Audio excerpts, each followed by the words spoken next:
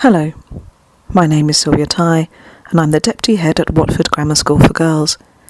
This is a summary of the Pathways presentation delivered to parents of Years 8 and 9 students to explain the reasons for the changes in the assessment, Pathways, which is our new assessment format, and then to explain how reporting progress to parents has changed. On the next slide, it explains how Professor Tim Oates had been commissioned by the government to look at how assessment has changed or been effective for Key Stage 3. He found through his studies that around the world, students at primary school level studied fewer things but in greater depth, that the focus had been on central concepts and ideas, and that assessment focused on whether children understood key concepts rather than a particular level. He found in his studies that children were labelling themselves and comparing themselves to each other in an adverse way, and that what had happened was that students were being pushed through at an undue pace through the levels. In other words, educators had switched their conception of a child's ability. Rather than looking at what they could do, they looked at how much level that they were on. He also found that levels didn't provide a substantive descriptor of a child's ability. The staff were rather putting a child on the level that fit best, rather than the level that was actually an accurate description of that child's ability. He therefore decided that assessment through levels was rather hampering a child's understanding of key concepts rather than encouraging it. The next slide talks about how progression had been measured in schools.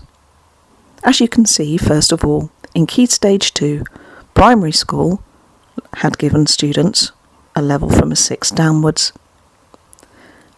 Then in Key Stage 3, there were new levels, this time from an 8 downwards. Progression was measured by saying that if a child, for example, had achieved a level 5 in English, progression meant that she should achieve a level 7 at the end of Key Stage 3. This would be 2 levels of progress. Therefore, when a child went on to Key Stage 4, if they're in the same subject, a girl who achieved a level 7 should achieve a B, again 2 levels of progress. Consequently, we would be looking at students achieving 4 levels of progress from Key Stage 2 to Key Stage 4. However, confusingly, schools were measured on students achieving 3 levels of progress from Key Stage 2 to 4. Therefore, 2 plus 2, in fact, should have equaled 3. This led to a considerable amount of confusion about how to measure progress throughout a secondary school. The next slide shows the changes to GCSE that will affect both students in current Year 8 and in current Year 9. As you can see on the slide, in September 2015, the current Year 9s will begin their GCSEs. However, there will be new specifications for English language, English literature and maths. These subjects will now be graded using numbers from 9 downwards. In English, there will no longer be any form of controlled assessment, and there will be no tiered papers. However, all the other subjects will remain the same. So in other words, they will be graded on an A star down to a G, and there is the possibility of a tiered entry, and controlled assessment will still exist. Yes, that does mean that these girls will achieve numbers and letters as their grades at the end of Year 9, the end of Year 11. However, for the current Year 8, there will be new GCSEs in a far greater range of subjects. We have not yet heard about the other subjects such as IT, computing, design technology or any of the art subjects. This means that we need to start looking at a different way of measuring a girl's performance at Key Stage 4 using numbers. This has led us to create our own bespoke programme to show progress and achievement in the school that we have called Pathways, and that's the next slide. As you can see, On the far side, in Year 11, the GCSE grades, we have combined both the numbers and the letters. So, for example, a passing grade of a C would be equivalent to a 4 or an upper grade 5. An A star would be the equivalent of an 8, and a 9 would only be awarded to those top 20 students who would have achieved an A or an A star in the previous cohort. We have now tied in our pathways to the GCSE progression.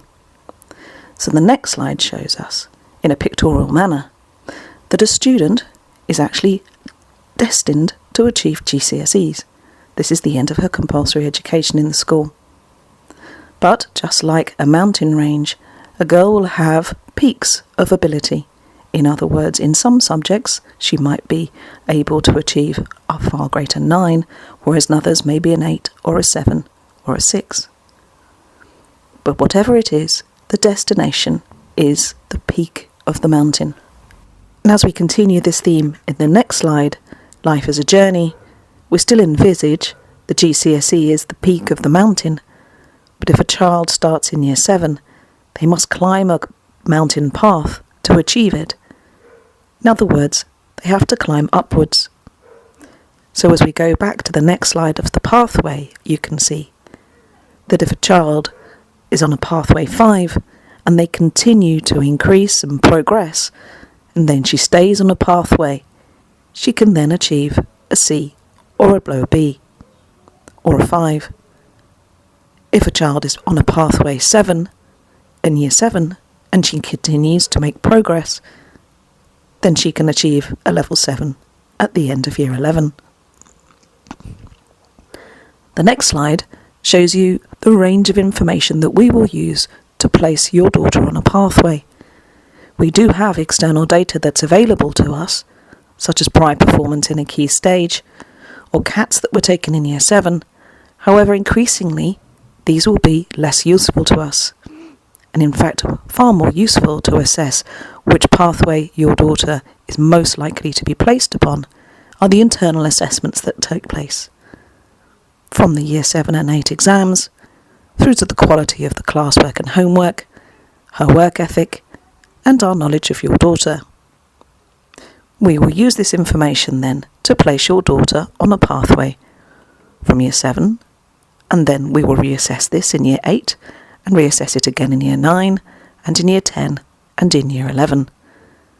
We will report this progress to you through our reporting programme, and that's the next slide. And then we're going to explain to you how those changes in reporting will be reported.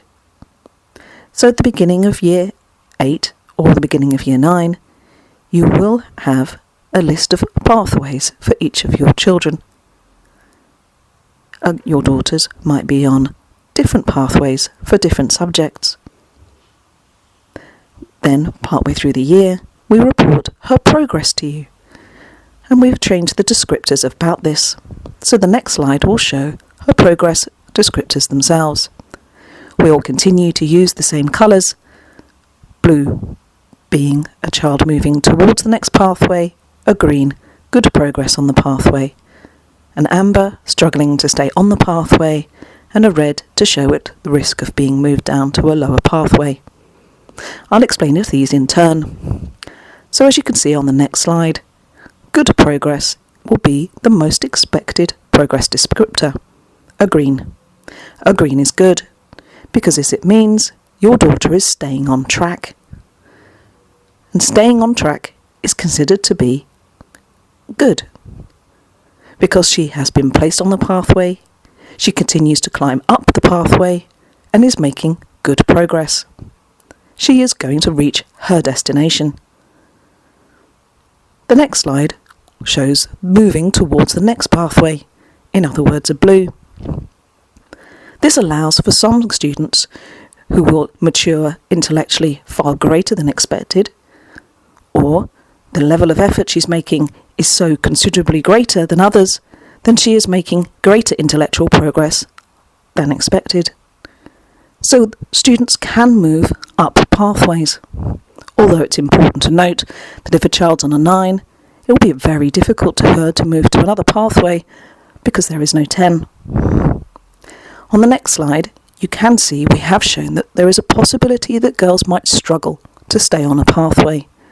In other words, they may be a bit lost, they may not have understood certain concepts, and they may be struggling to maintain the progress that she's seen in the past. So struggling, we'll show this with an amber. And the final progress descriptor at the base there to show a red is where a girl might be at risk of being moved onto a lower pathway. This will show you that the girl, your daughter, might be quite lost, that she might have struggled considerably with a particular skill, or her work ethic might have affected her ability to maintain her intellectual progress. And therefore, again, we will add a comment to explain why we consider her to be at risk of moving to a different pathway. The work ethic will remain the same. So the next slide you can see the descriptors have to say the same. The green will be, again, the most expected result. Remember, your daughters will be compared to her peer group. Therefore, exceptional means exceptional to the students she is learning alongside. It will be unusual for girls to be given a blue. But they will also be given possibly an amber to show that she lapses occasionally, and again a red. And if your daughter is given a red, you will expect to see a comment. This next slide shows how we will report to you on the schedule. So in mid-November, Year 8 parents will find all of their daughters placed on a pathway. And in Year 9, this will be towards the end of late October. We will give you a progress check, again for Year 8 in late January and in Year 9 in mid-February. And finally, at the end of the year, both 8 and 9 will receive their final progress check. Now, all of our preparations have been based on the current knowledge we have of school's expectation through Ofqual. However, as the last slide shows, until we have a clear understanding of who will be in government after next April, we cannot be clear about the direction that we will be asked to go. However, we do have full confidence in our new assessment regime, and I hope you will too. Thank you for listening to this presentation, and I hope you found it informative.